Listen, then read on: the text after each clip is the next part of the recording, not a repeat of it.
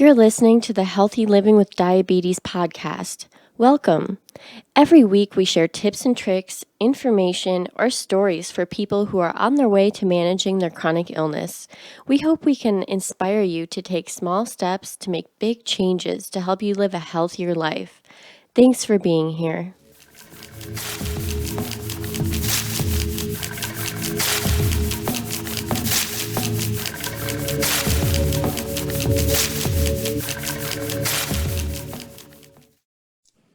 The physical and emotional energy it takes to manage a chronic condition like diabetes is significant.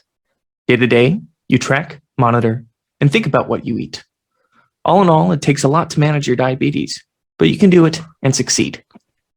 Some days will be easier than others, but on those days where you may not feel your best, we have to keep in mind that it will get better.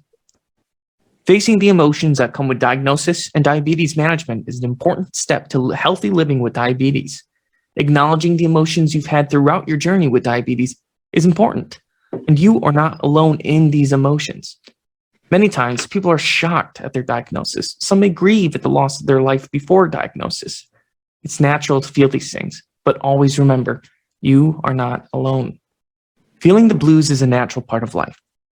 Whether if it comes from an out-of-nowhere source or from something negative, diabetes can be a lot to manage.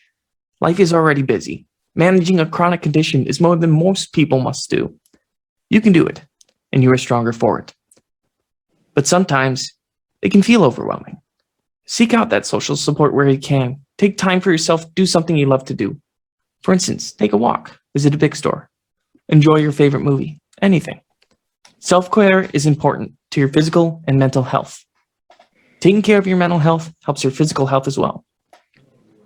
Today's guest is Grace Collins from Milwaukee, Wisconsin. How are you today?